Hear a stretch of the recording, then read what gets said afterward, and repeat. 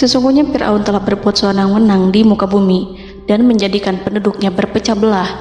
Dia bertindak semena-mena, lalim, melampaui batas, lebih mementingkan kehidupan dunia dan berpaling dari ketaatan Rob yang Maha Tinggi.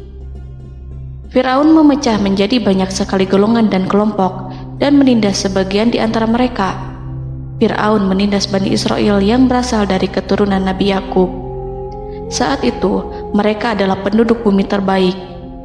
Mereka berada di bawah kuasa Raja Tiran yang zalim, yang memperbudak dan mempekerjakan mereka untuk pekerjaan-pekerjaan hina. Ada banyak faktor yang melatar belakangi perbuatan raja tersebut. Selain karena kebencian, ada juga faktor ramalan yang beredar pada saat itu. Bani Israel mengalami siksaan dan penyiksaan yang tak terkira. Nabi Musa diutus oleh Allah Subhanahu wa Ta'ala untuk membebaskan Bani Israel dan telah berulang kali memperingatkan Fir'aun agar membebaskan kaumnya. Namun Fir'aun tetap bersikeras dan menolak. Suatu hari Allah Subhanahu wa Ta'ala memerintahkan Nabi Musa untuk kembali kepada Fir'aun dan menunjukkan mukjizat. Di sana Nabi Musa menunjukkan beberapa mukjizat, termasuk mengubah tongkatnya menjadi ular raksasa dan di tangannya mengeluarkan cahaya. Namun Fir'aun tetap ingkar, dan dari situlah awal mula kehancuran Fir'aun dan pengikutnya. Tentang bagaimana detail kisah lengkapnya serta kelanjutan nasib Fir'aun, dari mana awal mula keangkuhan Fir'aun sampai mengakui dirinya sebagai Tuhan, serta dari mana sumber kekayaan Fir'aun yang sampai penasihatnya saja Qorun bisa membangun istana megah, akan dibahas lengkap di sini. Namun sebelum saya melanjutkan kisahnya, dimohon kepada pemirsa untuk menonton video ini sampai selesai, supaya tidak ada kesalahpahaman dalam memahami isi cerita, serta mohon bantu channel ini semakin berkembang dengan cara subscribe dan berikan like serta komen positifnya. Semoga bantuan pemirsa sekalian menjadi amal jariah dan bernilai pahala di sisinya. Bismillahirrahmanirrahim. Fir'aun menguasai seluruh negeri. Seiring dengan makmurnya negeri Mesir, kekuasaan Fir'aun semakin hari semakin bertambah. Fir'aun berkuasa tanpa ada yang berani menentang, dan dia membuat keputusan sesuka hatinya. Bahkan dengan kesombongannya, dia sampai berani mengaku sebagai Tuhan. Gelar Fir'aun Raja Mesir kuno punya pengaruh besar yang diyakini sebagai seorang yang bertanggung jawab untuk melindungi dunia pada saat itu. Fir'aun bukanlah nama seseorang, melainkan sebutan dalam Al-Quran yang merujuk pada seorang Raja Mesir yang sombong, suka menindas, dan sering melampaui batas, yang hidup ketika Nabi Musa alaihi salam bayi sampai dirinya dibinasakan oleh Allah di Laut Merah. Fir'aun merupakan sebuah gelar bagi raja-raja Mesir yang muncul di era New Kingdom. Pendapat Syekh Abdurrahman As-Sadi mengatakan bahwa Fir'aun merupakan gelar yang diberikan kepada raja-raja Mesir, sebagaimana Raja Babil disebut Namrud, Raja Habasyah disebut An-Najasyi, Raja Yaman disebut Al-Qil, atau Raja Persia yang disebut Kisra, penguasa Roma yang dijuluki Kaisar. Sebutan Fir'aun dalam Al-Quran ini menjurus pada Raja Mesir yang hidup pada tahun 1527 sampai 1407 sebelum Masehi. Fir'aun dikhususkan untuk menyebut penguasa Mesir yang membangkang dan tidak beriman kepada Allah Subhanahu wa Ta'ala, sedangkan yang beriman kepadanya dikenal dengan nama Malik, yang saat itu hidup di zaman Nabi Yusuf alaihi salam. Sebagian ahli sejarah mengatakan bahwa penguasa Mesir pada masa Nabi Yusuf disebut Al-Malik atau Raja, tidak disebut Fir'aun, karena kedua penguasa ini berbeda asal daerahnya. Penguasa Mesir pada masa Nabi Yusuf berasal dari Mesir pesisir, sehingga mudah untuk menerima perubahan.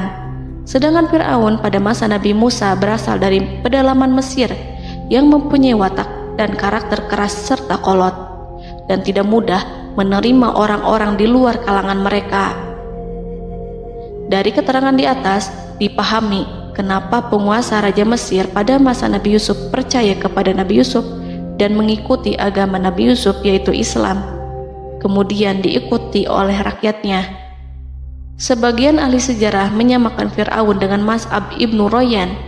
Ada pula yang menyatakan bahwa Fir'aun anaknya Walid ibnu Mas'ab ibnu Royan dari salah satu kaum Ad. Para Fir'aun Mesir kuno memperoleh kekayaan dan membangun kerajaan mereka yang megah melalui berbagai sumber. Beberapa sumber utama kekayaan dan pembangunan kerajaan Fir'aun adalah sumber daya alam.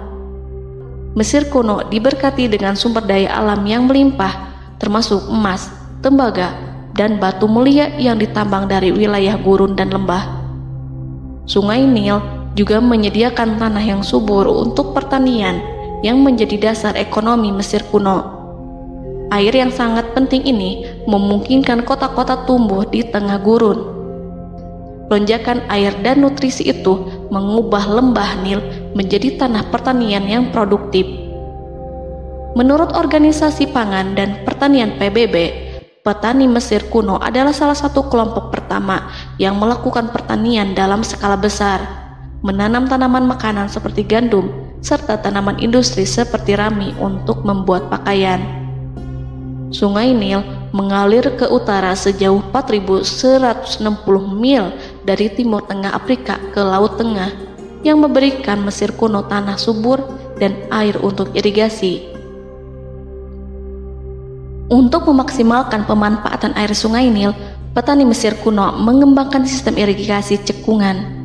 Mereka membangun jaringan tanggul berbahan tanah untuk membentuk cekungan. Kemudian mereka menggali saluran untuk mengarahkan air banjir ke dalam cekungan, di mana air akan menggenang selama sebulan hingga tanah jenuh dan siap untuk ditanami. Selain itu, Sungai Nil dapat dimanfaatkan untuk mengangkut material proyek-proyek konstruksi. Untuk mendapatkan manfaat dari Sungai Nil, orang yang tinggal di tepi sungainya harus mencari cara mengatasi banjir tahunan sungai ini. Untuk memprediksi apakah mereka akan menghadapi banjir yang bisa mengakibatkan panen buruk, orang Mesir kuno membangun nilometer atau pilar batu dengan tanda menunjukkan tingkat air. Mereka mengembangkan keterampilan dan teknologi baru dari pertanian hingga pembuatan perahu dan kapal. Sungai Nil juga merupakan rute transportasi penting karena memainkan peran sentral dalam peradaban Mesir kuno. Orang Mesir menjadi ahli dalam membangun perahu dan kapal untuk mengangkut berbagai barang, termasuk ternak, sayuran, ikan, roti, dan kayu. Mesir kuno memiliki perdagangan yang berkembang dengan wilayah Afrika Timur dan Tengah serta Mediterania Timur. Perdagangan ini tidak hanya mencakup barang-barang mewah, tetapi juga bahan pangan dan bahan baku. Fir'aun juga memiliki semua tanah di Mesir dan mengumpulkan pajak dari rakyatnya. Raja Fir'aun juga memperlakukan rakyat dengan kejam tanpa belas kasihan. Ia memeras pajak yang tinggi dan menjadikan kaum Bani Israel sebagai budak kerajaan. Mereka juga menerima upeti dari negara-negara yang dikalahkan atau ingin menjaga hubungan baik dengan Mesir. Bahkan Fir'aun juga memiliki proyek konstruksi untuk membangun struktur megah seperti piramida, kuil, dan monumen yang tidak hanya menunjukkan kekuasaan dan kekayaan mereka, tetapi juga berfungsi sebagai pusat administrasi dan agama. Proyek-proyek ini seringkali menggunakan tenaga kerja dari rakyat yang bekerja selama musim banjir. Kekayaan dan kerajaan megah Fir'aun merupakan hasil dari pengelolaan sumber daya yang efisien, eksploitasi sumber daya alam, dan kebijakan ekonomi yang cerdas. Ini semua mencerminkan kemajuan teknologi, organisasi sosial, dan kekuatan politik Mesir kuno. Kekayaan para Fir'aun Mesir kuno memang sangat luar biasa dan telah menjadi topik penelitian dan kekaguman selama berabad-abad. Fir'aun juga dikenal karena kehidupan mewah mereka. Sebagai penguasa Mesir kuno, Fir'aun hidup dengan kekayaan dan kemewahan yang hampir tak terbayangkan, yang mencerminkan kekuasaan dan status mereka. Mereka menghiasi diri mereka dengan aksesoris yang rumit dan gemerlap, serta mengenakan simbol otoritas dan kekuasaan tradisional. Dan Allah memberikan kepada Fir'aun berupa istidratuhul afiyah, yakni hidup sekian lama tanpa pernah merasakan sakit. Allah Subhanahu wa Ta'ala mengaruniai Fir'aun untuk bisa hidup selama 400 tahun tanpa sakit. Tentu hal tersebut sudah menjadi kehendak Allah Subhanahu wa Ta'ala, maka tidak ada satupun manusia yang bisa menghalangi, bahkan bagi seorang Fir'aun sekalipun yang terkenal dengan kezalimannya. Namun dengan karunia-Nya yang diberikan Allah tersebut bukannya menjadikan Fir'aun sebagai manusia yang bersyukur, tetapi malah membangkitkan kesombongan dan kesesataannya. Dan puncak kesombongan Fir'aun juga dicatat Al-Quran sebagai penguasa tangan besi dan manusia yang pernah mengaku Tuhan. Aku adalah Tuhan kalian yang maha tinggi. Quran Surat An-Najiat ayat 24. Fir'aun hidup selama 446 tahun. Selama hidupnya, Fir'aun memiliki tubuh yang sehat dan bugar tanpa pernah mengalami sakit, meski hanya berupa pusing atau flu sekalipun. Fir'aun bahkan tidak pernah merasakan kelelahan. Fir'aun tidak pernah merasakan perihnya lapar, kerongkongannya tidak pernah tersentuh panasnya dahaga. Seandainya dalam semalam saja Fir'aun dilanda sakit berupa pusing atau demam, maka ia akan sibuk untuk mengurus dirinya sendiri dan tidak berpikiran untuk mengaku bahwa ia adalah Tuhan. Hal ini pun dijelaskan dalam kitab Ihya Ulumuddin Al-Qut Al-Qulub oleh Imam Al-Ghazali. Sesungguhnya yang menyebabkan Fir'aun sampai berani mengatakan, "Aku adalah Tuhan kalian yang maha tinggi," hal ini disebabkan karena ia mengalami masa sehat dalam hidupnya yang begitu lama. Kekejaman Raja Fir'aun diikuti dengan kesombongannya. Ia enggan bersyukur atas kemakmuran yang dianugerahkan Allah Subhanahu wa Ta'ala. Ia justru menjadikan negeri Mesir penuh dengan kemusyrikan. Sungguh, dia Fir'aun termasuk orang-orang yang berbuat kerusakan, dan kami hendak memberi karunia kepada orang-orang tertindas di bumi, dan hendak menjadikan mereka pemimpin dan menjadikan mereka orang-orang yang mewarisi bumi. Dan kami teguhkan kedudukan mereka di bumi, dan kami perlihatkan kepada Fir'aun dan Haman bersama bala tentaranya apa yang selalu mereka takutkan dari mereka. Surat Al-Qasas ayat 1-6. Haman yang merupakan penasihat dan sekaligus pelaksana proyek pembangunan menara untuk Fir'aun yang ikut berkontribusi dalam kesesatan Fir'aun, dan dia juga yang menjadi aktor utama atas kezaliman Fir'aun yang nantinya memberikan nasihat kepada Fir'aun dan mendorongnya untuk menolak ajaran Nabi Musa alaihi salam. Faktor yang mendorong Fir'aun melakukan tindakan keji ini adalah Bani Israel yang mempelajari suatu hal yang mereka riwayatkan dari Ibrahim, bahwa suatu saat nanti akan lahir seorang anak Bani Israel yang akan menghancurkan kekuasaan Raja Mesir. Berita gembira ini terjadi saat insiden antara Sarah, istri Nabi Ibrahim alaihissalam, dengan Raja Mesir yang saat itu berniat jahat terhadap Sarah. Namun Allah menjaganya. Berita gembira ini santer terdengar di antara Bani Israel. Kaum Kipti juga membicarakan berita ini, hingga sampailah juga ke telinga Fir'aun. Sebagian amir dan orang-orang dekat Fir'aun menyampaikan hal itu kepadanya saat tengah berbincang pada malam hari. Waktu itu Fir'aun langsung menginstruksikan untuk membunuh seluruh anak laki-laki Bani Israel untuk mengantisipasi kelahiran anak yang dimaksud. Tapi apa boleh buat, kewaspadaan sama sekali tidak bisa menghindari takdir.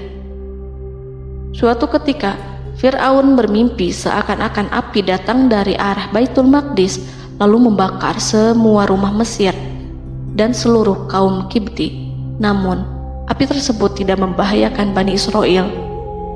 Saat bangun, Fir'aun merasa takut oleh mimpi itu. Ia kemudian mengumpulkan seluruh paranormal dan tukang sihir. Fir'aun bertanya kepada mereka terkait mimpi itu. Mereka berkata, akan lahir seorang bayi laki-laki dari kalangan Bani Israel yang akan menghancurkan penduduk Mesir. Sebab itulah Fir'aun memerintahkan untuk membunuh anak laki-laki dan membiarkan hidup anak perempuan.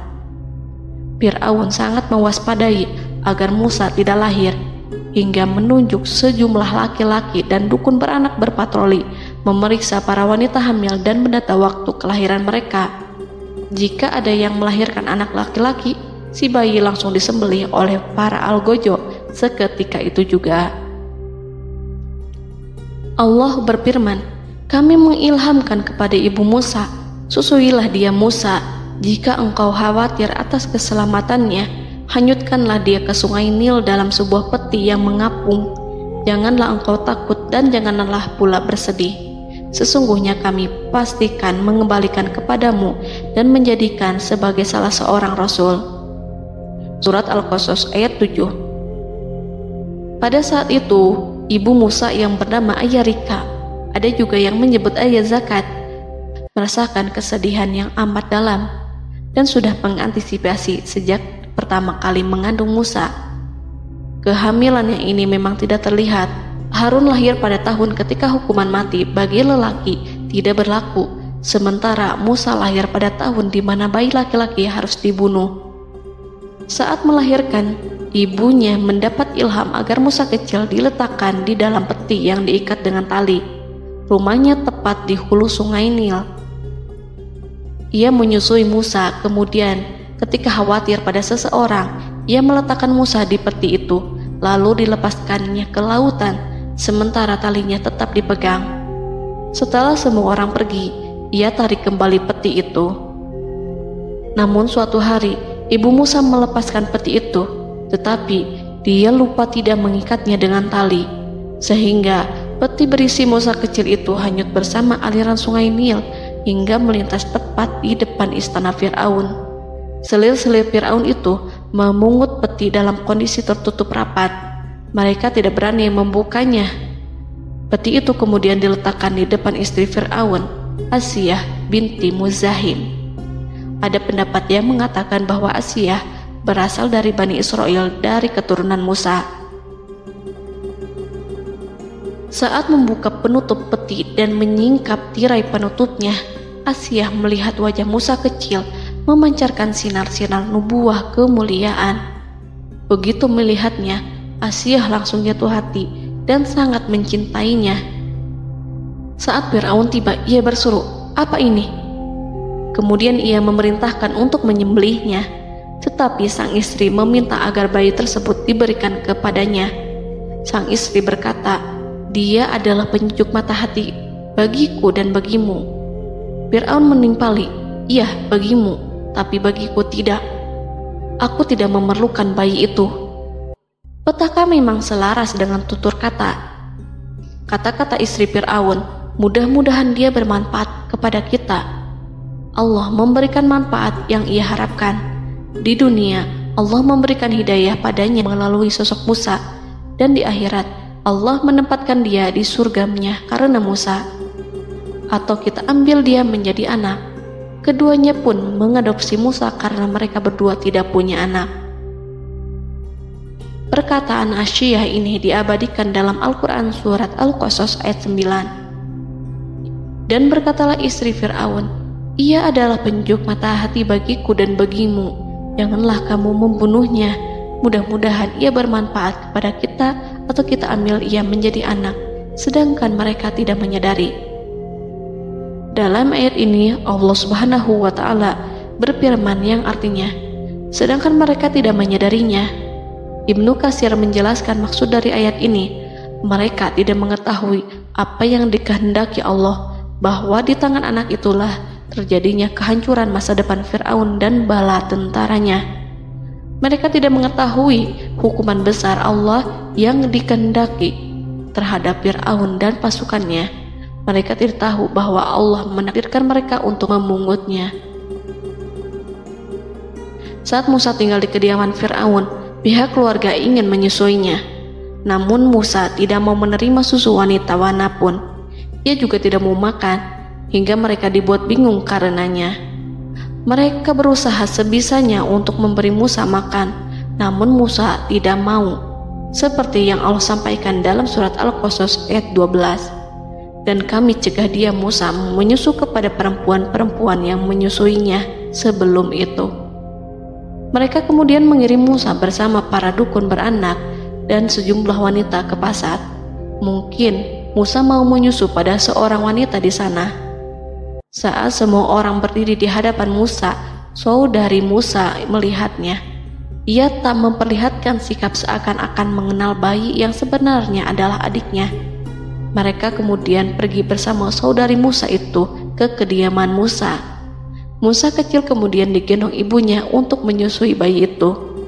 Bayi yang tidak lain adalah anaknya sendiri, langsung menyusu dengan lahap. Melihat hal itu, mereka merasa sangat puas dan gembira. Mereka pun melaporkan peristiwa yang sangat menggembirakan itu kepada Asia. Asia meminta agar perempuan yang tidak lain adalah ibunya Musa itu untuk menetap bersamanya dan memohon kebaikan serta kesediaannya. Namun, perempuan itu menolaknya seraya berkata, "Sesungguhnya aku mempunyai suami dan anak-anak yang tidak bisa aku tinggalkan. Akan tetapi, aku siap melakukan jika bayi itu dibawa kepadaku ke rumahku." Akhirnya Asia mengutus ajudan kerajaan untuk menyerahkan bayi itu kepada ibunya Musa untuk disusui secara rutin. Asia kemudian memberikan berbagai macam fasilitas kepada ibu Musa, berupa biaya nafkah sehari-hari, pakaian-pakaian bagus, dan beberapa hadiah istimewa yang lainnya sebagai kompensasi upah menyusui bayi itu. Akhirnya, Musa kecil kembali ke pangkuan ibunya dan berada di bawah asuhannya. Allah telah menyatukan kembali bayi yang bernama Musa itu dengan ibunya sendiri. Fir'aun tidak akan menyangka jika Allah telah mempersiapkan sesuatu yang besar lewat kehadiran Musa kecil di kerajaannya. Sang raja bengis lagi terpedaya oleh banyaknya pasukan yang dimiliki, kekuasaan, dan luasnya kerajaan yang maha agung yang tak terkalahkan, dan takdirnya tak bisa ditentang. Allah telah memutuskan bahwa bayi itu yang dia dan pengikutnya waspadai keberadaannya itu hingga dengan bengis membunuh banyak sekali nyawa yang tak terhitung jumlahnya. Padahal anak tersebut justru tumbuh dewasa di kediamannya, di atas kasurnya, memakan makanannya, dan meminum yang ada di rumahnya. Fir'aun sendiri justru mengadopsi dan merawat serta mengasuhnya tanpa menyadari rahasia besar di balik itu. Anak itu yang membuatnya binasa di dunia dan akhirat karena menentang kebenaran yang nyata yang ia sampaikan kepadanya. Nabi Musa tumbuh dan hidup sebagai salah seorang dari keluarga kerajaan hingga mencapai usia dewasanya, di mana ia memperoleh asuhan dan pendidikan sesuai dengan tradisi istana. Allah Subhanahu wa Ta'ala mengaruniakannya hikmah dan pengetahuan sebagai persiapan tugas kenabian dan risalah yang diwahyukan kepadanya. Musa tumbuh menjadi seorang pemuda yang mempunyai fisik dan akhlak yang kuat. Allah anugerahkan kepada Musa kesempurnaan tubuh dan kekuatan jasmani. Musa juga menyadari bahwa dia hanyalah anak angkat, tidak setetes pun darah Fir'aun mengalir padanya, dan bahwa ia keturunan Bani Israel yang ditindas dan diperlakukan sewenang-wenang oleh Fir'aun dan kaumnya. Maka dia berjanji kepada dirinya sendiri akan menjadi pembela bagi kaum-kaum yang lemah yang tertindas. Kekuatan fisik Nabi Musa memang tidak bisa diragukan. Itu terbukti pada saat Nabi Musa mampu mengangkat batu penutup sumur seorang diri, padahal batu itu hanya bisa diangkat oleh 10 orang laki-laki. Peristiwa kedua saat perkelahian antara Bani Israel dan orang Kipti atau kaumnya Fir'aun, suku asli Mesir. Saat orang Israel meminta pertolongan kepada Musa untuk mengalahkan orang Kipti, Musa menghampiri orang Kipti tersebut. Dengan tangan terkepal, Musa meninju orang Kipti dan matilah musuhnya itu. Orang Kipti hanya mati karena pukulan itu. Musa tidak sengaja dan tidak bermaksud untuk membunuh orang Kipti. Musa hanya berniat membuatnya jera. Dan karena peristiwa itulah Nabi Musa pergi meninggalkan Mesir karena Musa takut terhadap Fir'aun dan tentaranya yang akan membunuhnya. Karena jika mereka tahu bahwa Musa membunuh orang Kipti demi membela salah seorang Bani Israel, akan membuat Fir'aun dan pengikutnya mencurigai bahwa Musa memang berasal dari Bani Israel, dan pada akhirnya akan memicu sebuah permasalahan besar. Dan pada waktu yang sudah ditentukan oleh Allah, sekitar 10 tahun Nabi Musa meninggalkan Mesir. Pada akhirnya Allah mengamanahkan dia sebagai seorang rasul. Allah anugerahkan kepadanya hikmah kenabian dan pengetahuan di usia 40 tahun. Allah perintahkan Musa kembali ke Mesir untuk menghadapi Fir'aun dan mengajak dia mengakui Tuhan semesta alam. Tugas ini penuh dengan bahaya, mungkin bisa membuat Musa kehilangan nyawa, tetapi menuruti perintah Allah itu mutlak baginya. Ditemani oleh saudaranya Harun untuk membantunya membenarkan perkataannya. Lidah Musa cedal karena bara api yang pernah diletakkan di lidahnya saat Fir'aun hendak menguji akalnya setelah menarik jingat Fir'aun hingga berdarah. Fir'aun bermaksud untuk membunuhnya. Asyah mengkhawatirkan Musa lalu berkata, dia masih kecil. Fir'aun kemudian menguji Musa dengan meletakkan buah dan bara api di hadapannya. Musa kecil hendak bermaksud meraih buah-buahan, tetapi tangannya dialihkan oleh malaikat. Lalu Musa mengambil bara api dan ia letakkan di lidahnya. Lidahnya cedal karena bara api ini.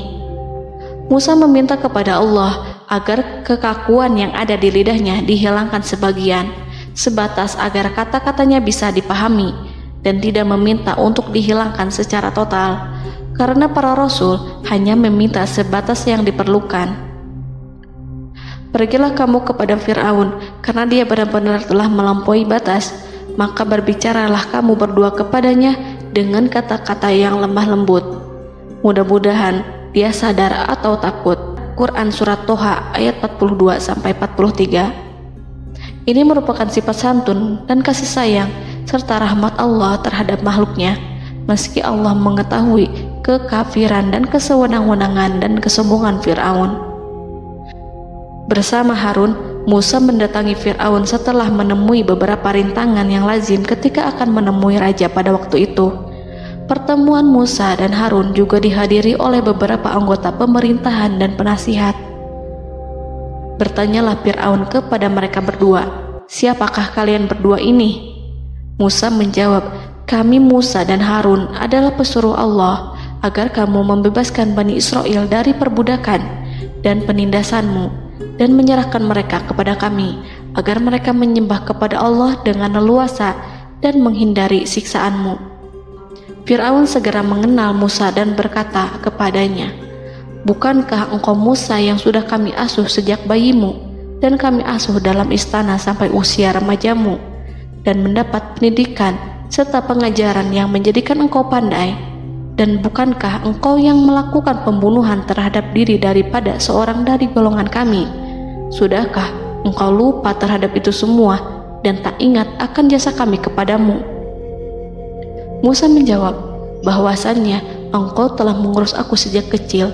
Itu bukanlah jasa yang dapat kamu banggakan, karena jatuhnya aku pada tanganmu akibat dari kekejaman dan kezalimanmu tatkala engkau memerintah agar orang-orangmu menyembelih setiap bayi laki-laki yang lahir, sehingga ibuku membiarkanku mengapung di sungai Nil dan aku dipungut oleh istrimu, sehingga selamatlah aku dari pengejaranmu dan penyembelihanmu. Dan kebaikan yang engkau sebutkan itu sebanding dengan perlakuanmu terhadap sebuah suku bangsa besar, yaitu Bani Israel secara keseluruhan, karena engkau telah menindas dan menjadikan mereka budak-budak untuk melayanimu.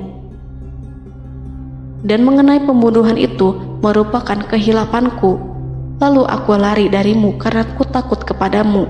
Namun peristiwa itu merupakan rahmat dan hikmah yang terselubung bagiku, sebab dalam perantauanku setelah aku melarikan diri dari negerimu ini, Allah Subhanahu wa Ta'ala mengaruniakanku dengan hikmah ilmu dan mengutus aku sebagai rasul. Maka dalam rangka tugasku sebagai rasul, datanglah aku kepadamu atas perintah Allah untuk mengajak engkau dan kaummu untuk menyembah Allah dan meninggalkan kezaliman serta penindasanmu terhadap Bani Israel yang kau pekerjakan dan perbudak mereka untuk melakukan pekerjaan dan melayanimu. Fir'aun bertanya, siapakah Tuhan yang engkau sebut-sebut itu, hai Musa? Adakah Tuhan di atas bumi ini selain aku yang patut disembah dan dipuja? Musa menjawab, ya, yaitu Tuhanmu dan Tuhan nenek moyangmu, serta Tuhan alam semesta. Fir'aun bertanya, siapakah Tuhan alam semesta itu? Musa menjawab, ialah Tuhan langit dan bumi, dan segala yang ada di langit dan di bumi. Berkatalah Fir'aun kepada para penasehatnya dan para pembesarnya, sesungguhnya Rasul yang diutus kepada kamu ini adalah seorang yang gila. Kemudian ia balik bertanya kepada Harun dan Musa, siapakah Tuhan kamu berdua? Akulah Tuhanmu yang paling tinggi. Surat An-Najiat ayat 23-24. Dan Fir'aun berkata, wahai para pembesar kaumku, aku tidak mengetahui ada Tuhan bagimu selain aku. Quran Surat Al-Qasas ayat 38. Fir'aun menentang, padahal ia tahu bahwa ia adalah hamba yang diatur, dan Allah lah yang menciptakan dan memberi bentuk rupa. Dan mereka mengingkarinya karena kezaliman dan kesombongannya, padahal hati mereka meyakini kebenarannya. Maka perhatikanlah bagaimana kesudahan orang-orang yang berbuat kerusakan. Quran Surat An-Naml ayat 14. Fir'aun beralih memakai kekuasaan dan wibawa yang ia miliki. Fir'aun berkata, jika engkau menyembah Tuhan selain aku akan memasukkanmu ke dalam penjara. Musa berkata, apakah engkau akan melakukan itu sekalipun aku tunjukkan kepadamu suatu bukti yang nyata? Fir'aun menjawab, tunjukkanlah sesuatu yang nyata itu. Maka Musa melemparkan tongkatnya. Tiba-tiba tongkat itu menjadi ular besar, dan Musa mengeluarkan tangan dari dalam bajunya. Tiba-tiba tangan itu menjadi putih bercahaya. Saking ketakutannya hingga membuat Fir'aun terkena diare. Dalam sehari lebih dari 40 kali buang air. Namun Fir'aun sebagai raja yang mengaku Tuhan tentu tidak akan begitu saja menyerah kepada Musa, walaupun telah diperlihatkan 2 mukjizat. Bahkan Fir'aun berkata kepada kaumnya yang dikhawatirkan terpengaruh oleh mukjizat Musa, bahwa apa yang dilakukan Musa merupakan sihir, dan Musa Harun adalah ahli sihir yang datang dengan maksud menguasai Mesir. Salah satu penasehatnya, yaitu Haman, mengusulkan agar mengumpulkan semua ahli sihir dari berbagai penjuru kerajaan untuk bertanding mematahkan sihir Musa, yang tanpa pikir panjang Fir'aun setujui. Fir'aun pun berkata kepada Musa, apa yang kau bawa ini adalah sihir. Kami akan melawanmu dengan sihir yang sama. Fir'aun pun kemudian meminta Musa untuk bertemu pada waktu dan tempat yang disepakati, dan langsung disetujui Nabi Musa tanpa ragu sedikit pun. Inilah salah satu tujuan terbesar Musa untuk memperlihatkan ayat-ayat hujah dan bukti-bukti nyata Allah di hadapan halayak ramai. Dengan berbekal pertolongan Allah, Musa yakin akan menang melawan para ahli sihir itu.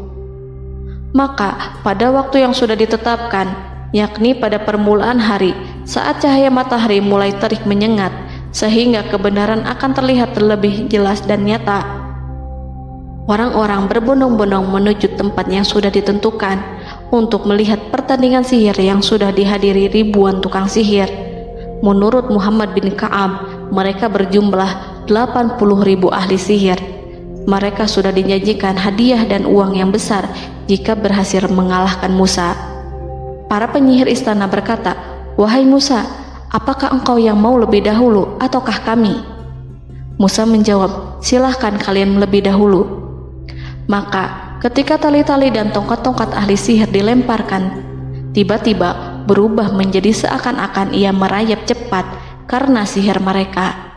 Ada rasa takut yang menyelimuti hati Musa, takut jika orang-orang terkena fitnah sihir dan tipu daya mereka. Namun Allah langsung menguatkan Musa dan berkata, yang diabadikan dalam Quran Surat Toha ayat 65-69. Janganlah engkau takut, sungguh engkaulah yang unggul, dan lemparkanlah apa yang ada di tangan kananmu, niscaya ia akan membuat. Apa yang mereka buat itu hanyalah tipu daya tukang sihir belaka, dan tidak akan menang tukang sihir itu dari manapun ia datang. Saat Musa melemparkan tongkat, tongkat itu berubah menjadi ular besar yang memiliki kaki, berleher besar, dan bentuk yang menakutkan, hingga semua orang lari dan menjauh. Ular itu kemudian menelan tali-tali para tukang sihir dengan satu persatu dengan gerakan super cepat. Semua orang melihatnya dengan penuh keheranan, sementara para tukang sihir mereka tercengang dan bingung kala melihatnya. Mereka melihat sesuatu yang sama sekali tidak pernah terlintas di benaknya dan juga berada di luar bidang yang mereka kuasai.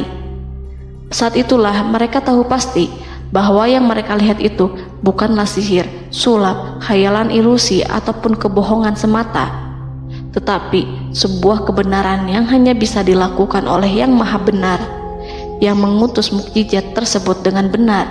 Allah menyingkap tabir kelalaian dari hati mereka, menyinarinya dengan petunjuk yang Ia ciptakan dan menyingkirkan gumpalan keras di hatinya. Mereka segera bertaubat dan tunduk sujud kepadanya. Dengan lantang mereka mengatakan kepada semua yang hadir tanpa memperdulikan hukuman ataupun siksaan apapun, "Kami beriman kepada Rob seluruh alam, yaitu Tuhannya Musa dan Harun." Fir'aun yang congkak dan sombong tentu sangat marah dengan apa yang disaksikannya itu. Ketika melihat ahli-ahli sihirnya begitu cepat menyerah dan mengakui kekalahan kepada Musa, bahkan menyatakan beriman kepada Tuhan Musa dan Harun. Tindakan itu dianggapnya sebagai pelanggaran terhadap kekuasaannya dan penentangan terhadap ketuhanannya dan merupakan tamparan bagi kewibawaannya. Fir'aun berkata kepada mereka, "Apakah kalian telah beriman kepada Musa sebelum aku memberi izin? Kenapa kalian tidak terlebih dahulu bermusyawarah kepadaku sebelum melakukan tindakan keji di hadapan rakyatku ini? Dia itu pemimpinmu yang mengajarkanmu sihir, dan bukankah ini adalah persengkongkolanmu terhadapku? Musa dapat mengalahkan kamu sebab ia mungkin merupakan guru dan pembesar yang mengajari sihir kepadamu, dan kamu telah mengaturnya, dan sandiwaramu ini tak akan kubiarkan. Akan kupotong tangan dan kakimu secara bersilang, dan sungguh aku akan salib kamu pada pangkal pohon kurma sebagai balasan dan hukuman atas pengkhianatanmu ini." Walaupun melihat langsung kebenarannya, Fir'aun tetap tidak percaya. Dia tidak suka keyakinan para penyihir terhadap Musa. Para penyihir itu yang telah mengakui keimanan mereka kepada Allah tak merasa gentar ataupun takut, karena ketika para tukang sihir itu sujud, mereka melihat rumah dan istana-istana di surga yang telah dipersiapkan untuk mereka. Semuanya dirias untuk menyambut kedatangan mereka. Karena itu, mereka tidak peduli dengan ancaman Fir'aun. Setelah peristiwa kekalahan penyihir Fir'aun dengan mukjizat Nabi Musa itu, Fir'aun serta penasihat dan para pembesarnya, termasuk Haman, merencanakan penindasan yang lebih kejam untuk kaum Bani Israel dan merencanakan pembunuhan terhadap Nabi Musa. Fir'aun khawatir jika gerakan Musa tidak dipatahkan akan mengancam kerajaan dan kewibawaannya yang mengaku sebagai Tuhan. Walaupun sudah diingatkan oleh orang mukmin dari kalangan keluarga Fir'aun agar tidak membunuh Nabi Musa dan menyeru kembali menuju jalan yang benar dan mengingatkan kepada akibat yang buruk yang akan didapati nanti, namun Fir'aun dan penasihatnya tetap berada pada kesesatan. Sebagai balasannya, Allah menghukum Fir'aun dan penduduknya dengan kekeringan dan penyakit yang bertahun-tahun karena menolak Rasulnya. Mereka dilanda banjir bandang, darah yang bercampur dengan seluruh air yang ada. Setiap kali mereka akan mengambil air, baik air sumur ataupun air sungai Nil, pasti akan berubah menjadi darah segar. Serbuan belalang pun tidak bisa mereka hindari. Belalang menghinggapi tanaman hingga tak menyisakan satupun buah, daun ataupun rumput. Serangan hama dan wabah katak juga mengerumuni mereka hingga berjatuhan di makanan, wadah-wadah, sampai-sampai ketika ada yang membuka mulut untuk makan ataupun minum, pasti ada katak yang jatuh di situ. Semua hukuman itu hanya menimpa Fir'aun dan pengikutnya, sama sekali tidak menimpa Nabi Musa dan Bani Israel. Namun mereka tidak belajar ataupun berubah, mereka tetap saja kafir dan hanyut dalam kejahatan. Setiap kali Allah timpakan hukuman kepada Fir'aun dan pengikutnya, mereka bersumpah dan berjanji kepada Musa untuk beriman. Namun ketika hukuman itu dihilangkan, mereka ingkar janji berpaling dan kembali kepada keburukan seperti sedia kala. Dari semua penderitaan ini, Allah perintahkan Musa membawa pengikutnya keluar dari Mesir, memulai perjalanan berbahaya antara hidup dan mati. Setelah mengetahui keberangkatan Nabi Musa dan Bani Israel, Fir'aun bersama tentaranya bergerak untuk membantai mereka. Dengan pasukan besar yang berjumlah lebih dari 1.600.000 personil, ditambah 100.000 ekor kuda berwarna hitam legam, Fir'aun berhasil mengejar rombongan Nabi Musa yang saat itu berjumlah 600.000 prajurit di pantai Laut Merah saat matahari terbit. Pasukan Fir'aun mengepung mereka dari semua arah. Di belakang mereka ada tentara Fir'aun yang kejam, sementara di hadapan mereka Laut Merah yang membentang luas. Kala situasi kian genting dan Fir'aun beserta seluruh pasukannya mendekat dengan kesungguhan hati, diperkuat dan persenjataan, juga dengan amarah dan kedengkian, penglihatan tidak menetap mengarah ke suatu tujuan, dan hati naik menyesak sampai ke tenggorokan. Saat itulah Yang Maha Penyantun lagi kuasa, Rob Arsy yang mulia, mewahyukan kepada Musa, "Pukullah laut itu dengan tongkatmu." Maka tatkala Musa memukulkan tongkatnya ke lautan, laut itu pun terbelah. Air lautan berdiri tegak laksana gunung yang terbelah oleh kuasa yang maha agung, yang bersumber dari zat yang mengatakan kepada sesuatu, "Jadilah," maka jadilah sesuatu itu. Allah memerintahkan angin barat untuk menyapu kerikil-kerikil hitam lautan, hingga dasar lautan berubah menjadi tanah yang kering, yang tidak melekat pada kaki-kaki kuda dan hewan. Allah memerintahkan Musa untuk melintas bersama kaumnya. Mereka segera turun melintas dengan senang. Mereka menyaksikan sebuah hal yang membuat mata tercengang dan memberikan petunjuk pada hati orang-orang yang mukmin. Setelah Musa bersama kaumnya melintas secara keseluruhan dan keluar dari lautan, saat itulah pasukan garis depan Fir'aun baru masuk. Saat itu Musa bermaksud memukulkan tongkat ke lautan agar kondisi laut kembali seperti sedia kala, agar Fir'aun dan pasukannya tidak bisa mengejar. Tapi Allah yang Maha Kuasa dan pemilik keluhuran memerintahkan agar lautan tetap dibiarkan seperti itu, seperti yang ia firmankan. Saat Musa membiarkan lautan dalam kondisi terbelah dan Fir'aun tiba di tepi pantai, ia melihat sesuatu yang dahsyat. Kondisi ini membuatnya tercengang, dan ia tahu betul bahwa apa yang dilihatnya adalah pekerjaan Rob Arsy yang mulia, seperti halnya mukjizat lain yang pernah ia lihat sebelumnya. Fir'aun berhenti dan tidak maju. Ia menyesal karena mengejar Bani Israel dalam situasi seperti ini, di saat penyesalan tiada lagi membawa guna. Namun Fir'aun memperlihatkan sikap tangguh dan kuat di hadapan para pasukannya dan memperlakukan mereka layaknya musuh.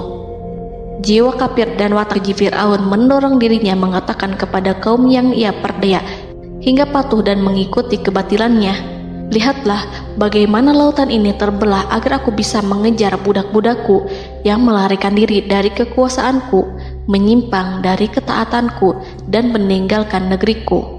Fir'aun bersembunyi di barisan belakang dengan harapan ia bisa selamat, tapi mustahil ia bisa selamat. Fir'aun terlihat maju mundur. Dan pada kesempatan itu, Jibril menampakkan diri dalam wujud seorang penunggang kuda perawan, lalu melintas di hadapan kuda jantan yang ditunggangi oleh Fir'aun. Kuda yang ditunggangi Fir'aun meringik menghampiri kuda yang ditunggangi Jibril.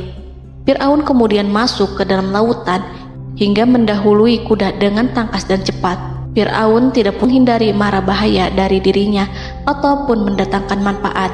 Mereka segera menyusul hingga semuanya berada di lautan. Setelah bagian depan hendak mencapai tepi, Allah memerintahkan Musa melalui wahyu untuk memukul lautan dengan tongkat. Musa memukul lautan dengan tongkat.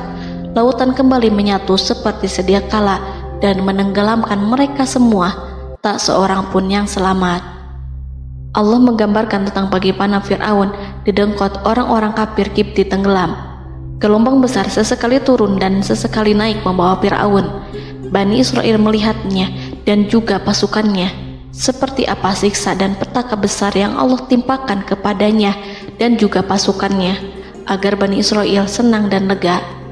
Saat Fir'aun menyaksikan kematian dan mulai sakarat, ia kembali kepada jalan kebenaran dan bertaubat, serta beriman pada saat keimanan tiada lagi membawa guna. Seperti yang Allah sampaikan dalam ayat yang lain, sesungguhnya orang-orang yang dipastikan mendapat ketetapan Rabb-Mu tidaklah akan beriman meskipun mereka mendapat tanda-tanda kebesaran Allah hingga mereka menyaksikan azab yang pedih.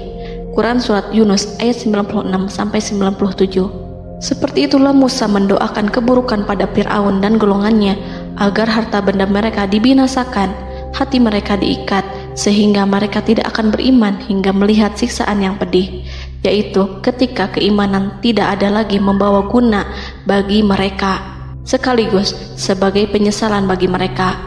Allah berfirman kepada Musa dan Harun saat keduanya mengucapkan doa tersebut, sungguh telah diperkenankan permohonan kamu berdua. Quran Surat Yunus ayat 89. Siksaan yang ditimpakan kepada Fir'aun dan pasukannya ini merupakan jawaban atas doa Musa dan saudaranya Harun. Dalam hadis riwayat Imam Ahmad, Rasulullah Shallallahu Alaihi Wasallam bersabda, saat Fir'aun berkata, aku percaya bahwa tidak ada Tuhan melainkan Rabb yang dipercaya Bani Israel, Jibril berkata kepadaku, wahai Muhammad, andai kau melihatku saat mengambil pasir lautan, lalu aku sumpalkan ke mulutnya karena khawatir jika rahmat menghampirinya. Ibnu Abbas dan lainnya mengatakan, sebagian Bani Israel meragukan kematian Fir'aun, bahkan ada yang menyatakan bahwa Fir'aun tidak mati. Allah kemudian memerintahkan lautan untuk mengapungkan jasad Fir'aun. Maka pada hari ini kami selamatkan jasadmu, yaitu dengan mengenakan baju perang yang dengannya kau dikenali, agar engkau dapat menjadi pelajaran bagi orang-orang yang datang setelahmu, yaitu agar kau menjadi bukti bagi Bani Israel atas kekuasaan Allah yang membinasakan Fir'aun.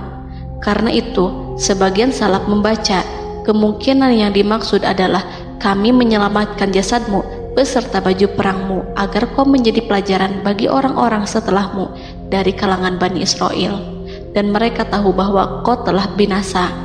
Wallahu a'lam.